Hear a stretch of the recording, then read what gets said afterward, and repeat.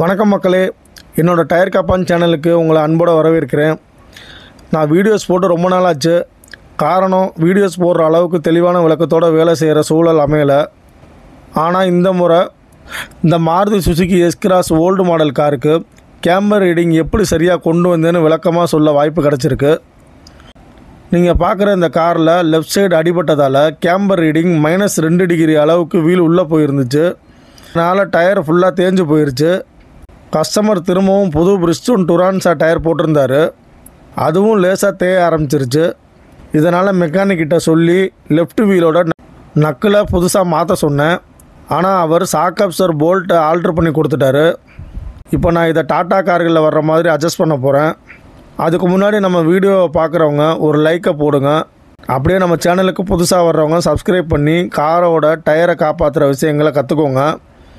என்னோடய ஆசை, கார் வச்சுருக்கிற ஒவ்வொருத்தரும் தன்னோட காரில் டயரை ஏன் தேயுது, அதை எப்படி சரி பண்ணலாங்கிறத அவங்களே தெரிஞ்சுக்கணுங்கிறது தான். இப்போ நான் வீல் அலைன்மெண்ட் பார்க்குறதுக்காக ஃபஸ்ட்டு சென்சார் டார்கெட்டை மாட்டுறேன். 4 வீலுக்கும் டார்கெட்டை மாட்டி முடித்ததுக்கப்புறமா சிஸ்டத்தை ஓப்பன் பண்ணி கார் மாடல் டீட்டெயில் எல்லாம் ரெஜிஸ்டர் பண்ணுறேன். பிறகு ரன் அவுட் ப்ராசஸ் ஆரம்பிக்குது. இந்த ப்ராசஸ் பண்ணுறதுக்கு எப்படின்னா, காரை முன்னும் பின்னும் நகர்த்தணும். பட் இந்த டைப் மிஷினில் முன்னாடி மட்டும் நகர்த்தினா போதும், அடுத்த ப்ராசஸ் ஆரம்பிச்சிடும். அது என்னென்னா கேஸ்டர்னு சொல்லுவாங்க.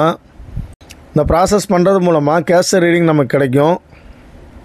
இதுக்கு முதல்ல நாம் பிரேக்கை லாக் பண்ணி ஹேண்ட் பிரேக் போட்டு கார் நகர விடாமல் வச்சுக்கணும். கார் இன்ஜினை ஸ்டார்ட் பண்ணதும் பிறகு ஃப்ரண்ட் வீல் நிற்கிற டர்ன் பிளேட் லாக்கை 2 பக்கமும் ரிலீஸ் பண்ணணும். அடுத்ததாக ஸ்டியரிங்கை மெதுவாக லெஃப்ட்டு அப்புறம் ரைட்டுன்னு திருப்பணும். ஸ்டியரிங்கை சென்ட்ரு பொசிஷனில் வைக்கிறப்ப கேஸ்டர், கேம்பர், டோ ரீடிங் 3 டிஸ்பிளேயில் விசுவல் ஆகும். இப்போ மெக்கானிக் செஞ்ச வேலையால் ஆல்ரெடி -2 டிகிரியில் இருந்த கேம்பர் இப்போது +0 மினிட்ஸில் வந்திருக்கு. இந்த வேலைனால் டோ ரீடிங் ரொம்பவே மாறி இருக்கு. கேம்பர் ரீடிங் பார்க்க சரியாக இருக்கிற மாதிரி தெரிஞ்சாலும் லெஃப்ட் சைடு கேம்பர் கொஞ்சம் வெளியே தான் இருக்குது.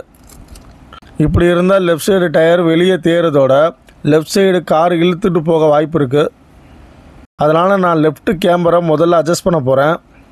ஸ்டியரிங்கும் ரைட் சைடு இறங்கி தான் இருந்துச்சு. இப்போ நான் ஸ்டியரிங்கை செடியாக வைக்க தேவையில்லை. அதனால் சும்மா ஒரு பேருக்காக ஸ்டியரிங்கை நேராக வச்சு லாக் பண்ணேன். இப்போ நான் ஸ்டியரிங் லாக் எடுத்து லாக் பண்ணி கார் இன்ஜினை ஆஃப் பண்ணிட்டேன். இப்போ டோ ரீடிங் ஃபுல்லாக லெஃப்ட் சைடு தான் மாறி இருக்கு.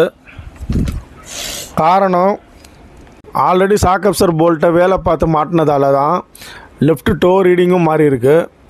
இப்போது நான் கீழே இறங்கி 18-19 ரிங்ஸும் 16-17 ரிங்ஸும் எடுத்து சாக்கப்சர் போல்ட்டை லூஸ் பண்ணி அட்ஜஸ்ட் பண்ண போகிறேன். இந்த காரோட வீல் கொஞ்சம் பெருசுங்கிறதால வீல் அவ்வளோ ஈஸியாக அட்ஜஸ்ட் ஆகாது. அதனால தான் வீலோட நக்கில் மாற்ற சொன்னேன். இருந்தாலும் ட்ரை பண்ண ஆரம்பித்தேன். ஃபஸ்ட்டு வீல் அவ்வளோ ஈஸியாக மூவ் ஆகலை.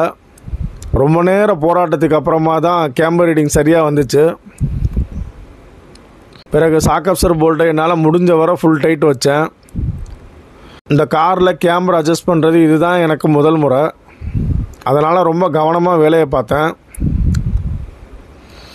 என்னோடய கஷ்டத்தை பார்த்த நண்பர்களுக்கு ஒரு வேண்டுகோள், முயற்சிக்கு உதவிக்கரம் நீட்ட உங்ககிட்ட நான் எதிர்பார்க்குறது ஒரு லைக்கும், அதோட உங்கள் பொண்ணான கையை வச்சு சப்ஸ்கிரைப் பண்ணி பெல் ஐக்கான் கிளிக் பண்ணுறதும் தான்.